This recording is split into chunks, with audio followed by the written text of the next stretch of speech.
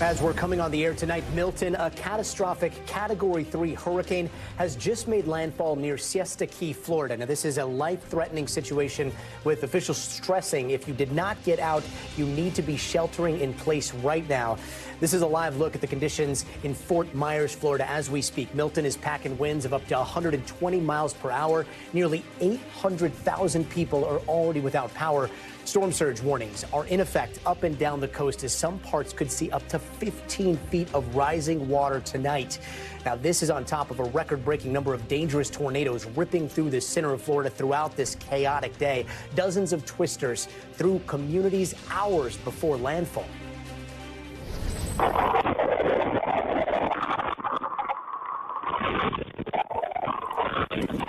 Again, that is ahead of the hurricane. Some areas already reporting roofs torn apart and people hurt. There were more than 100 tornado warnings today, the most ever in Florida in a single day. We will have special coverage over the next 2 hours tracking Hurricane Milton as it makes landfall. Our team of correspondents are on the ground all across Florida, and top story anchor Tom Yamas will be guiding us through these critical hours as he rides through the hurricane from the ground zero of Sarasota County. His team is repositioning as we speak. But first, for an overview of what so much of Florida is facing right now, let's start with NBC News meteorologist Angie Lassman. Angie, we've got that super destructive eye wall that has inched closer to where Tom and his team have been. Now he is inside of that eye wall. What are conditions looking like all around Florida right now? Hey there, Gotti. Yeah, so the thing is, if you're inside of the eye wall, all is calm. We saw some reports that it's even a little humid. You start to hear really everything that's going on around you, but it's that eye wall that is so destructive that we are so concerned about when it comes to wind damage, when it comes to the rainfall, and of course on the backside of that system, all of the water being shoved up against the coast. We did have landfall, you mentioned it, in Siesta Key just a little while ago. This system is going to continue cruising to the north and east here as basically the next 12 hours goes on, but notice how aggressive this band of rain is set up across parts of Tampa, Bradenton and points north of that, St. Pete included in that, the Tampa area. We're watching the eye kind of right around here. The south of that, that's where we're starting to see the storm surge really ramp up. It's been ongoing. It's going to continue to get worse here as we go through at least the next 2 hours for areas Sarasota and points south towards Venice, even Naples recording 5 to 6 feet of storm surge already. Those numbers are going to continue to be on the rise here as the next couple of hours go by. Notice this blue box. That's an extreme wind warning. That's going to go until 9:30 tonight. I wouldn't be surprised if it gets extended. That means that basically you're talking about very aggressive and destructive winds. The National Weather Service tells you to act like this is a tornado warning happening right over you. So that's exactly what people should be doing if they chose to stay in this area for inland areas along I-4, Tampa Bay, St. Pete, all of that included. And again, stretching down into the Bradenton area where you see these purple and red returns on a radar. That means torrential, really aggressive rainfall at the same time. This system is kind of north loaded. So you see on the northern side of the eye wall, that's where the strongest winds are, and that's where the heaviest of the rain is. On the backside, it doesn't mean that there aren't, really damaging effects happening there with the eye wall, but if you're in this area, you're going to see more power outages here. You're going to likely see, as the sun comes up tomorrow, a lot of wind damage going through this eye wall in places like Bloomingdale, St. Petersburg, Tampa, Clearwater even. And that's just the wind damage that we'll watch for there. Now, one thing to note, this system's going to stay together as a hurricane here as it crosses the state. It'll do so pretty quick. Notice this is 2 p.m. on Thursday. It's already out in the Atlantic. So I would say by 11 a.m., maybe noon, it'll be out of the state of Florida and off into those ocean waters. But it's still going to be a Category 1, and we're still going to see those Category 1 hurricane force winds associated with it as it works across central Florida, Orlando area, and across the Space Coast as well. On top of that, those heavy rains will also be there. When it comes to the storm surge, this is what we feared so much leading up to this storm system. We've got over 4 feet of storm surge happening for Naples right now. We've got almost 4 feet in Fort Myers. This, of course, nothing compared to what they dealt with in Hurricane Ian, but this number is going to go up, and this is well away from the center of that system. We're probably talking about much higher ranges a little farther to the north. We unfortunately don't have gauges there to tell us that there just simply is not gauges in that area, Gotti. So we're going to have to wait until, of course, the light of day to see some of what the worst of that storm surge brings. Right now in the Tampa Tampa Bay, we have reverse storm surge going on. So the water rushing out with those offshore winds. This is going to continue here for the next couple of hours, and we'll see, the system continue to move across the state with the other impacts that it'll bring to folks there here over the next 12 hours or so.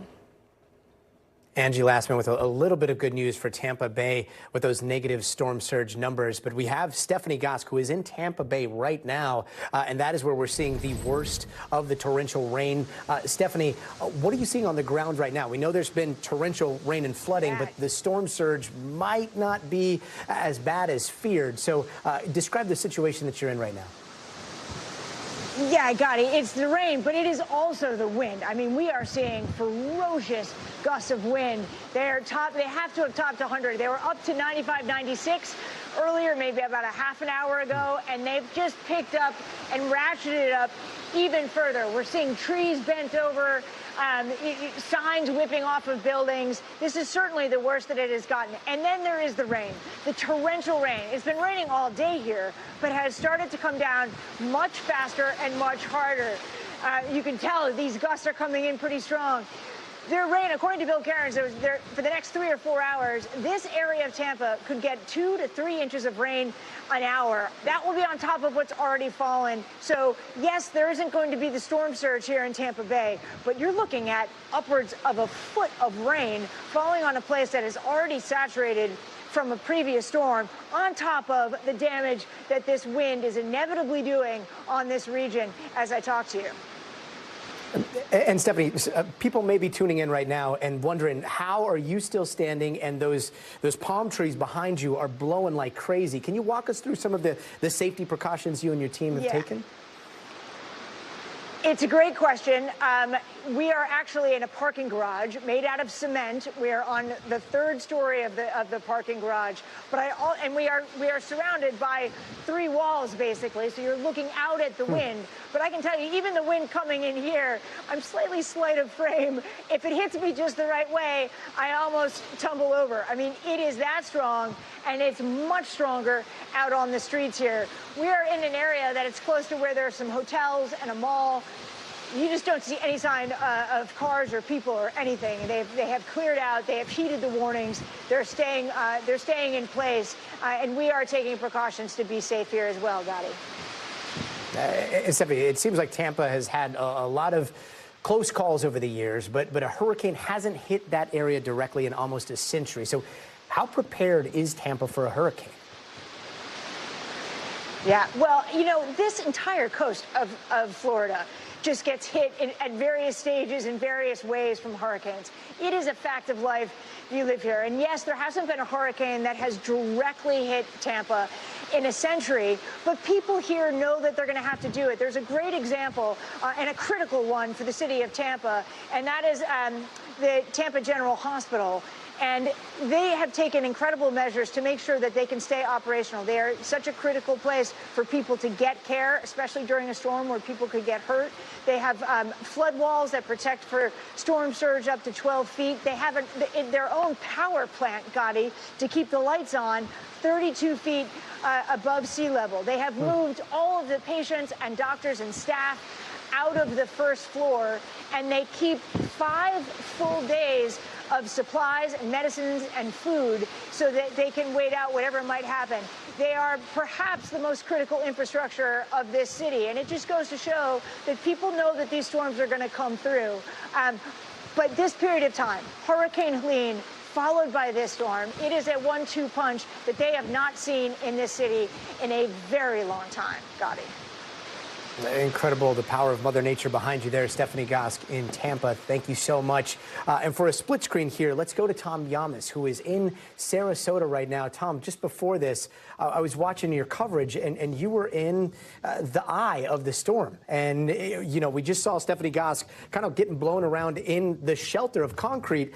Describe this situation that you're in, because you were right in that eye, right? Yeah, the eye was incredibly calm. It was quiet. It was eerily quiet. And unfortunately, when it gets like that, it brings people out. And so now I'm going to be kind of looking out of the corner of my eye because there's a lot of people in sort of high water pickup trucks, if you will. And they're just sort of zooming around, looky-loos, if you will. They're doing donuts. They're trying to splash the water in different directions. It's dangerous, it's reckless, and what they don't realize is that now that the eye wall or the back eye wall is about to hit us, this is the strongest part of the hurricane. So the eye is obviously very calm. Now that is past, the strongest hurricane force winds are going to hit us. What I do want to show you, though, Gotti, is pretty incredible. This is the beginning of the storm surge. When we came out here, maybe about 15, 30 minutes ago, there wasn't water here. It's moving really, really fast. You can actually see it on the camera as it's pushing forward. This is coming from the bay. It's coming right into Sarasota. And this is the big fear right now. It's not going to get too serious until those hurricane force winds start pushing that water ahead. It could be anywhere from 8 to 12 feet. The power behind me, you notice, is out. So we're dealing with some power outages right now. But again, we're still sort of feeling the effects of the eye of the storm, which, even though this is a monster hurricane, it's a phenomenon of weather. It is incredible. It is completely calm right now. It is the zen spot, if you will, of the hurricane right before the chaos starts once again, and that's the backside of the storm.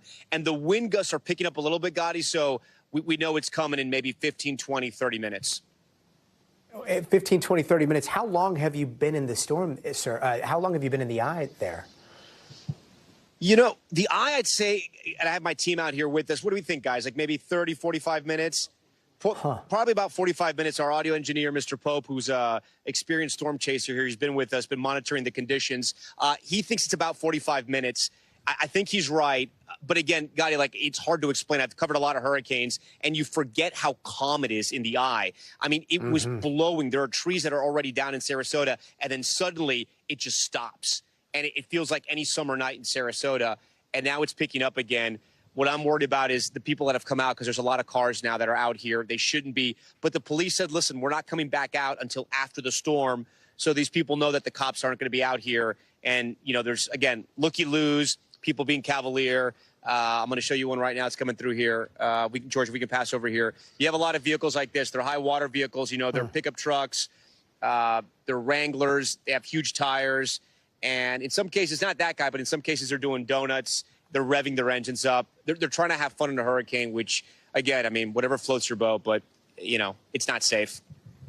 No, and it's so misleading. I mean, when you're in the eye, it's eerie. There is almost a beauty to it, because you're in this storm that has been battering the area for hours and hours and hours, and all of a sudden there's this calm, and yet you see the destructive nature on the backside, which is what you're going to be experiencing here in the next hour, 2 hours.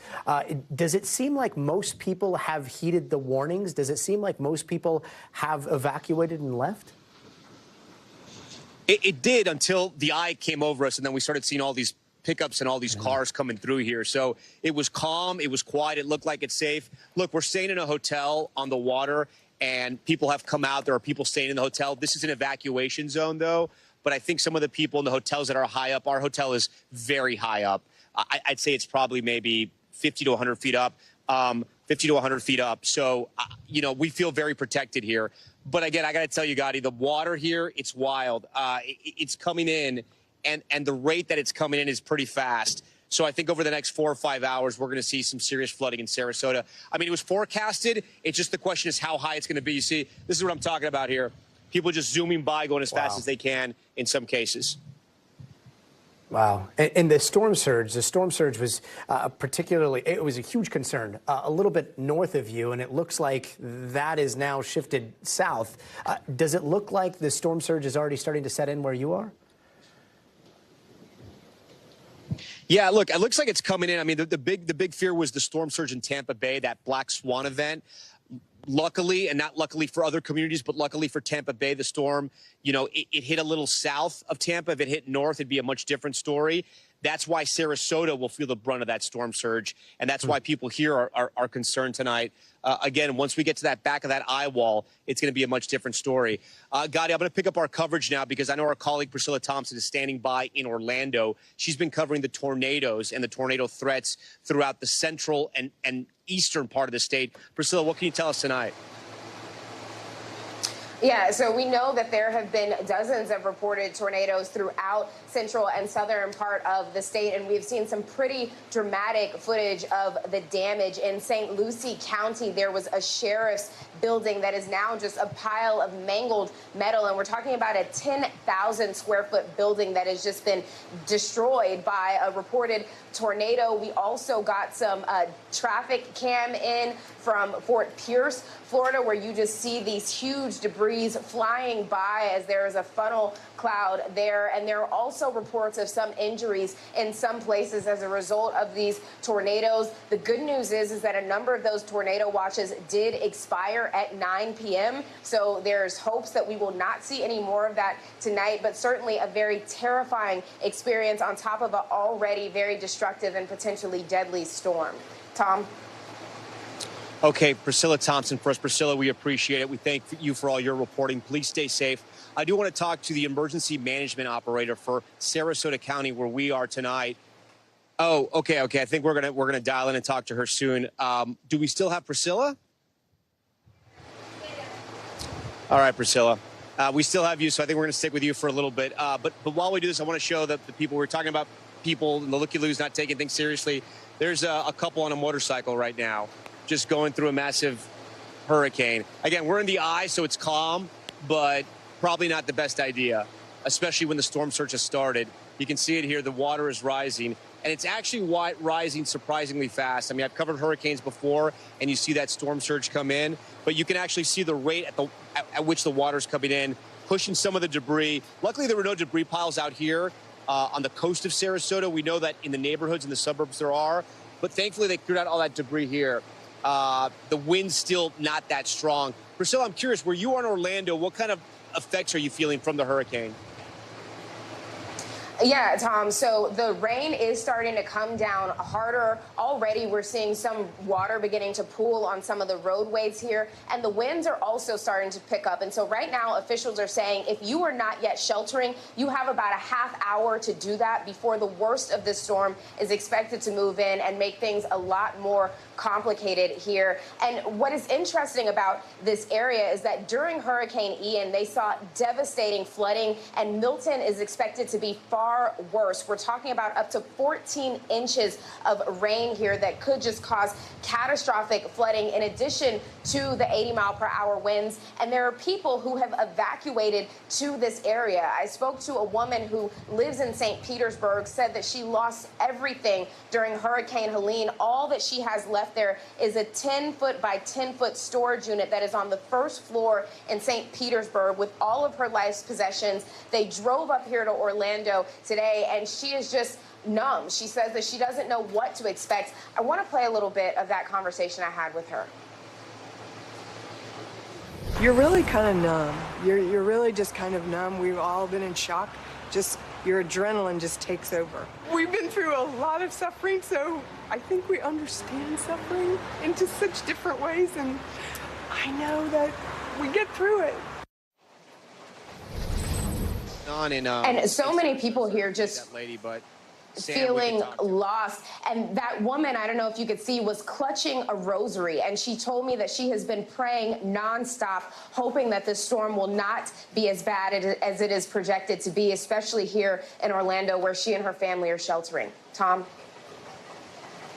All right, Priscilla, we thank you for that. We have Sandra Tapfumane on the phone right now. She's in charge of the emergency management for Sarasota County. Sandra, thanks for joining us once again in our special coverage. The eye is passing over Sarasota. It's been very calm, at least where we have been for the last hour or so. The winds are now starting to pick up. Have you gotten any reports about any kind of emergency situation so far? And what are you monitoring? Yeah, hi. Thanks so much for having us on. So right now we have not gotten too many reports of any emergencies. We do anticipate that to increase as the eye wall or the eye passes over the county. Right now it was going over Siesta Key and starting to hit inland a little bit. So it is eerily calm here, and we know that that's not going to be the case in a short time. We're expecting the storm to deteriorate with the conditions. Yeah, I'm here live in Sarasota. We're right by the bay. The storm surge, you can actually see it coming up now. I'd say it's about ankle high where we are, and we're a little bit above sea level here, so it's coming in. Have you gotten reports about the storm surge yet? So we did see, we were watching some Department of Transportation cameras along the Philippi Creek, and it looked like it was starting to flood that area, and some reports about Venice Beach having a couple of feet of storm surge down south. So yeah, so it's starting, it is starting, and I anticipate that, you know, we're going to have multiple feet. We're really hoping that we're not going to get that high end of the 12-foot projection at this point. I mean, we just had Hurricane Helene that created a lot of devastation to the coastline, and that was only 5 to 6 feet. So, you know, anywhere above that, really any storm surge on top of what we already had is going to be a very, very catastrophic situation for the county. What are you hearing about power outages? Here, the power is out where we are. We're seeing transformers explode in the distance. Have you got any reports about that? Yeah, we are starting to hear about different parts of the county that are without power. Really, there's a lot of areas that are. So we are trying to get an assessment from FPL to get a total count of how many are out. But we, you know, that was in anticipation with the high winds. You know, 120-mile-per-hour winds is definitely going to take out a lot of the power. So right now, we're looking at 160,000 out of power, and you anticipate that to increase. All right, Sandra Tapuvume, we appreciate you, and I know we're going to stay in contact throughout the night.